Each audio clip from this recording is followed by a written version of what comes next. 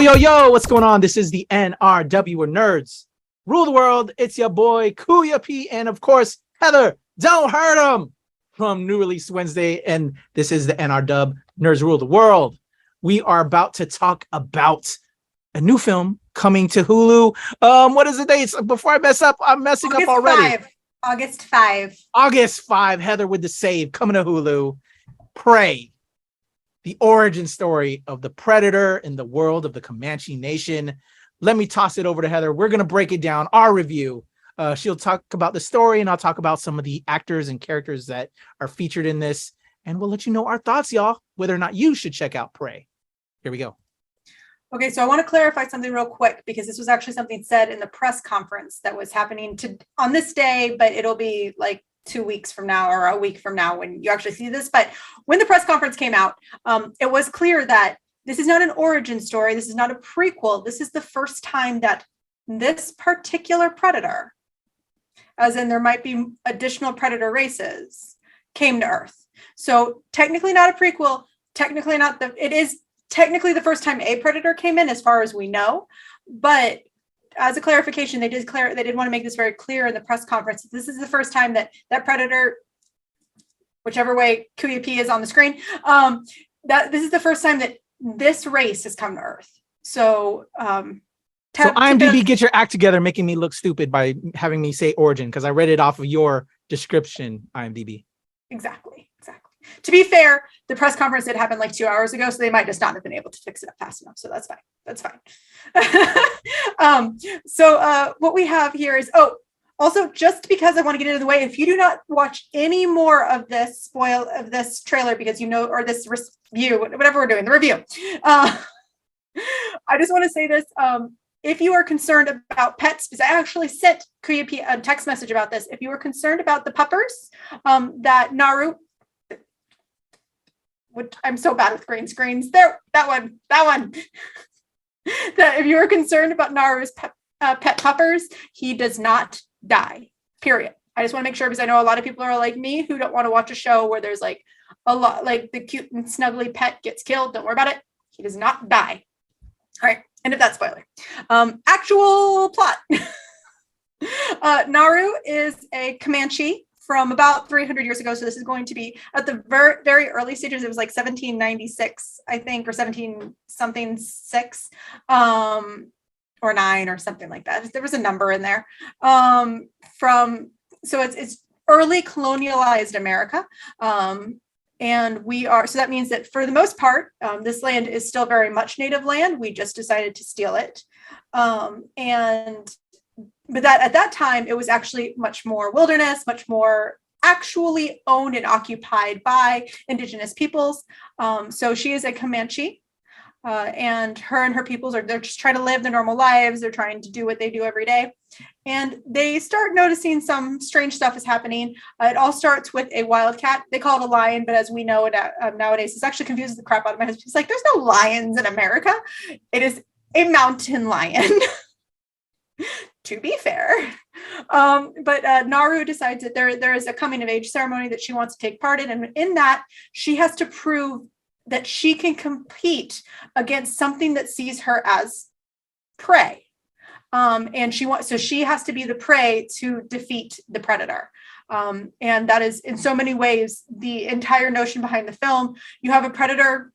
Where is he in my screen? There he is. He's right there. You have a predator who comes down to Earth, and he's literally trying to find the greatest prey that he can find. He kills a snake. He kills a poor innocent wolf. He kills a giant bear, like everything to find who his ultimate prey is.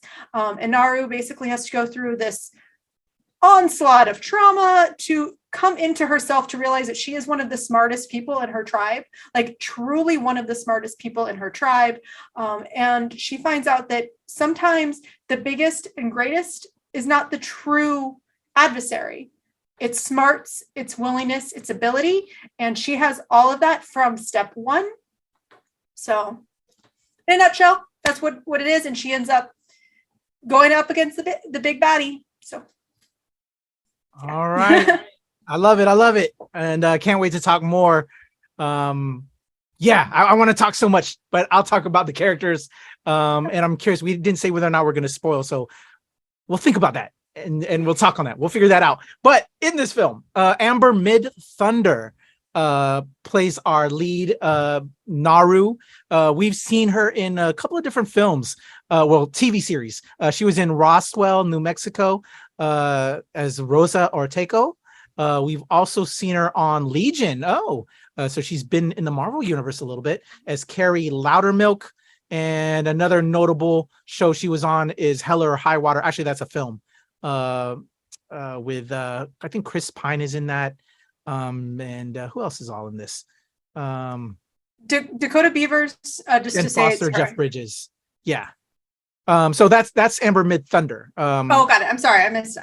Yeah, still on Naru, our lead, Heather. Sorry. Amber Mid Thunder. She's our star in this, and I'll get into it in my review, but I think she did an outstanding job. This is the first time I've seen her in anything. I haven't watched Roswell or Legion or Hell or High Water, but she's been acting, it looks like, since 2001. So she's been in the game a little bit, and hopefully this is the opening or the burgeoning bloom of her becoming an even bigger star. To me, you have to have those qualities to be the lead, and she sure shows it in this. And I look forward to seeing her star blossom, because to me she was phenomenal in this. But I'll talk more in my review. So Amber Mid Thunder is Naru. Really excited to see this. As Heather was breaking in there a little bit, Dakota Beavers plays Tabe. Is that how you pronounce it, Heather? Or do you think that was that how they pronounce it? I believe that's how he says it. We are also not Indigenous peoples, and we apologize for any way that we ruin names today. Exactly. Thank you, Heather. We will do our best, but we apologize. If you reach out to us and you want to explain how to pronounce it, I'd greatly receive it, because I want to show acknowledgement and love back. But what I'm excited to see, looking at his IMDb, Heather, this is this young star's first time acting. Wow. He's a little first baby. acting role ever at the age of 22. I think he did an outstanding job, but again, I'll break that into my review. I'm already giving commentary, but I'm astonished because I think Tabe, Dakota Beavers, was phenomenal in this, but I'll get into that in the review. So he plays Tabe and is a interesting character that we'll talk a little bit more. We also have Harlan Blaine Kitwatats, and again, I apologize if I'm mispronouncing it, playing Itzy. Geronimo Vela is one of the Comanche warriors. Mike Patterson is Big Beard. Stephanie Matthias as Samu. We have Stormy Keep. Nelson Leas as the Waxy Mustache. Troy Mundell as Spyglass. Those are your top cast members. It looks like a very, for the most part, kind of a mixture of brand new actors as well as some established actors like Amber Mid Thunder. I'm not too familiar with this cast list at all, which to me, I think only made me really dive into this world even more, with them not being so established and having preconceived notions about these actors as something else. So I was able personally to engulf them as the characters in this, and that leads us to our review. I don't know if I should lead off or we want to lead off, Heather, but I love this film. I've seen the very first Predator is my favorite. Predator 2 was okay, and then the other Predator installments since then, something to be desired there. Okay, but to me, my very favorite Predator film of all time was the original Predator. This one isn't topping that, but I will say this is coming in as a number 2 for me. I enjoyed that film that much. I thought this film was fantastic. I really enjoyed Predator, and now it's my number 2 Predator film, and I can't talk enough, but I'm gonna throw it back over to you, Heather, for some raw thoughts. Okay, I'm gonna throw in, they had if we're gonna talk Predator, AVP and AVP2 were pretty good. They were pretty good. Yeah. I know that those are kind of off, but when you have a franchise like Predator that deserves more and it just gets consistent mediocrity, you got to throw the good films in there. So AVP, I'm going to give it to Predator versus Alien. I'm going to give it. Alien's got enough good films. Let's give some more to Predator. Yeah. And it's one of those, I was super excited to see this film already. We were talking about this. And this was actually a really good comment or question that came up in the press conference.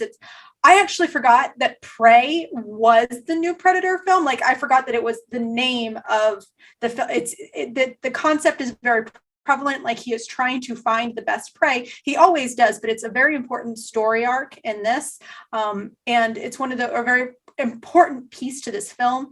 And like I was like when Karina P sent me the email, I was like, okay, sure, I'll do it. I'm fine with it. And then I was just like, I like 2 days later, I was like, oh shit, this is that new Predator film about where he comes in and he goes after, he like fights indigenous people and the indigenous people totally kick his ass. Yes. Yeah. It's so exciting. And one of my favorite aspects, just looking at the IMDb page, one of my favorite aspects of this film is that none of the white people have names. None of them.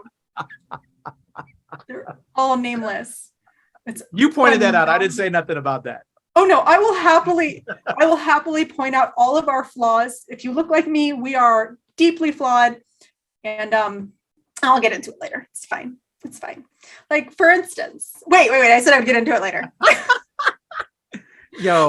So this is not my soapbox.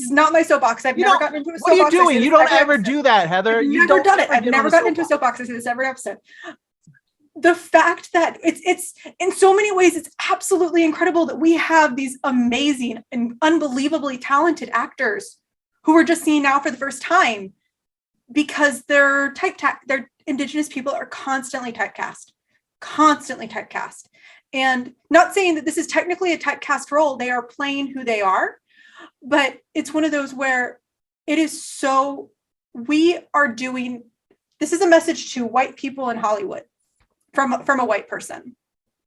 We're doing a disservice to the industry by not casting these unbelievably incredible, talented actors in more films. Like this, honestly, it's actually more upsetting that you have Dakota Beavers did an amazing job.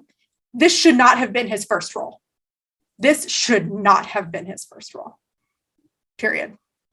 Definitely held his own, yo.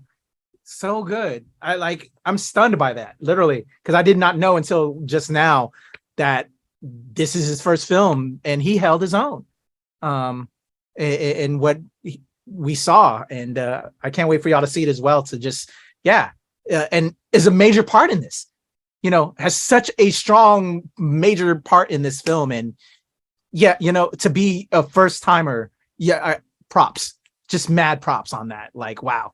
And Amber Midthunder to me is going to be a star. This is going to be the first of many, I would think, for her. Hopefully, she is going.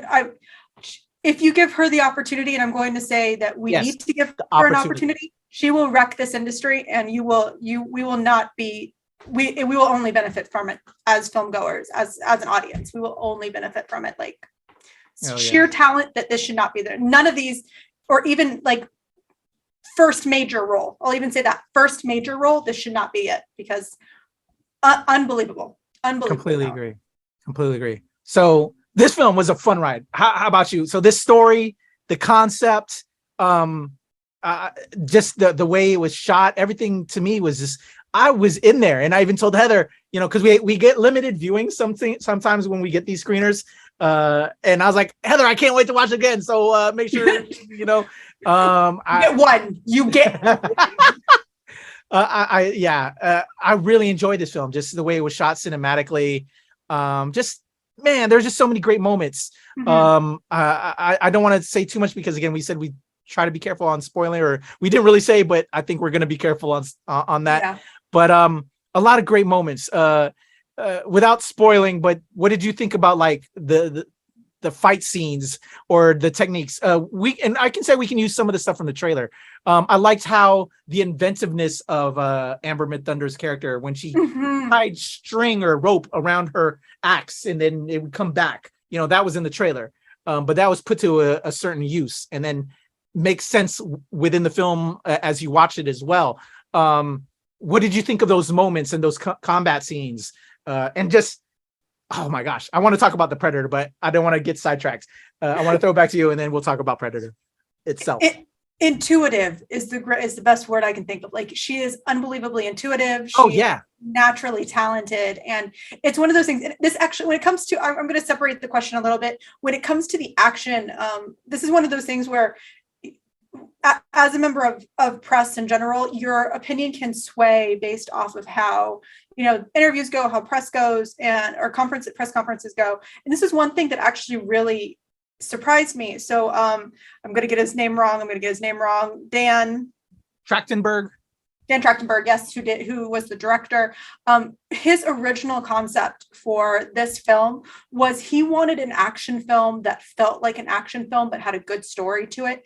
And I think he hit that on the damn head. Like, this film did not seem, there were great action moments. Nothing too bloody. Nothing, honestly, I think you could take an older kid to, like, you could take a 10 or 13-year-old kid to this, no problem.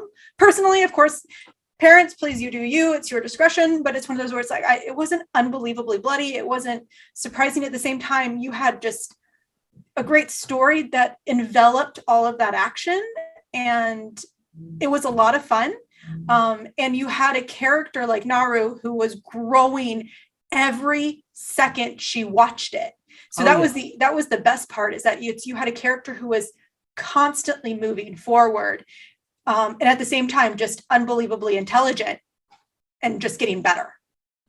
I'm so happy you pointed that out, because for me, as a viewer watching this, and as a writer, as a filmmaker, and a father who wants stories of strong females, so well written. I thought it was really well done. So props to Dan Trachtenberg of this character of Naru, played by Amber Midthunder. Phenomenal job.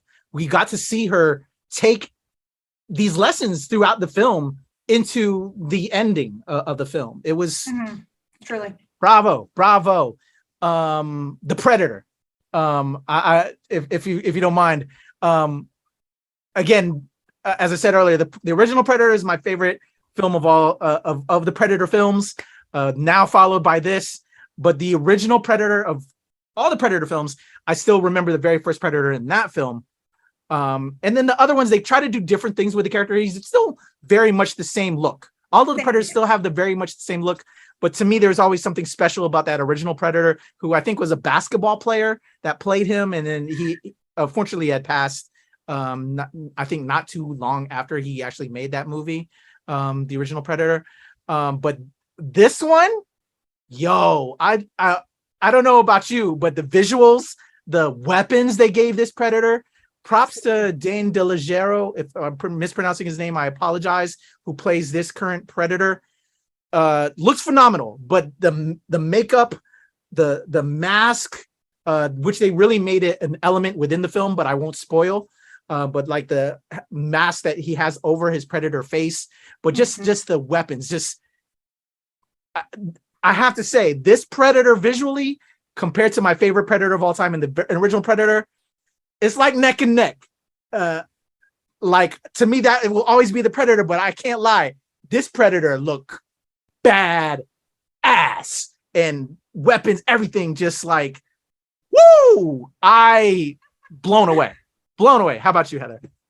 Production, makeup, costume, y'all did an amazing job. My question, unfortunately, was not answered during the press event. My question was literally, how did you come up with that concept? Because one of the things that you always saw with Predator is there was always adaptation, there was always a movement forward, especially with his armor. So in every new vision of Predator we always got a slightly better version of him. And now we're literally going backwards, and we're seeing almost like the indigenous version of Predator. And it's really cool. It's really awesome. But at the same time, it's also the same Predator with the exact same tools. And like, it was, I wholeheartedly agree. Like, I loved this version of the Predator. Like, he was an absolute badass, and his armor is so cool, and his tools are so cool. So they took it to another level. And it's stuff like you're completely right. Stuff we've already seen and know about, but we got to see it in a whole new way, in a whole new light, and outstanding, man. Like, I really enjoyed this ride. I'm trying to think of other things that we can talk about without spoiling. Actually, you know what? I do have a very important thing that I want to talk about. Okay. All right. But before I do that, I want to, because I don't get on soapboxes, and I know you don't get on soapboxes, so Okay. I want to make sure you get that out the way too. Your thoughts before I'm not really going to climb on the soapbox too much, but I do have something to say. Okay, go ahead. Do it. Okay. All right. So to you Hebrews out there that have my fear, essentially, I'll start it off like this. My fear with this film is that you fucking Hebrews, excuse my language, but fuck you. But you Hebrews will be like, oh, here's another woke the film. They're taking our Predator, and they had to give like this female girl, and all of that, just all that kind of nonsense, which I don't subscribe to that shit. But I just know that is going to be what they're going to say. I just have a feeling, because I live in this world right now, and these fuckers exist. And it bothers me as a male, because that there's these other stupid males out there that cannot open their mind to these things. And it boggles my mind. And I know some of y'all are also fucking fathers of young women. What do you aspire them to be? This is amazing content for these young women to look at and see that they can be strong and amazing and intelligent and still be warriors, man. Like, this is fucking amazing right here. But there's going to be Hebrews. They're going to talk shit about this. And that's my fear. And I'm so agitated. I'm so angry that's what's going to happen. So I want all y'all that are knowledgeable, or at least have some sense, to speak up on how you feel about this film, on how great this film is, or if you really feel that way. But that's how I feel. And I will be speaking it to everyone, that this film is outstanding and y'all should check it out, regardless of these asshole Hebrews. They're going to talk shit and clog up the internet with their stupid bullshit, like they're doing to fucking Miss Marvel, which pisses me off, because Miss Marvel is amazing. And that's all I got to say about that. I don't get on my soapbox often, but there we go. Well, it's one of those where, I mean, we're seeing it. We were talking just before this that Lord of the Rings is already being attacked. The Rings of Power is already being attacked for bullshit. Literally, the show isn't even out yet. This film isn't even out yet. The moment that the trailer hit, we saw a deluge of absolute bigotry. I will say this, and I will say this again and again and again. If your only complaint of a film is because of someone's race, sexuality, gender, or religion, or anything of the above, you are not a critic. You are a bigot. You are abusing your platform, and that is the end of the conversation. This film deserves your time. It deserves the viewer's time. And trust me, it's going to absolutely blow your mind. Especially, and I'm going to say this, especially when compared to some of the previous sequels from Predator. We've had some pretty gross shit in the past. And I say that as I know it is a lot of work to make a film. It is a lot of work to make a film.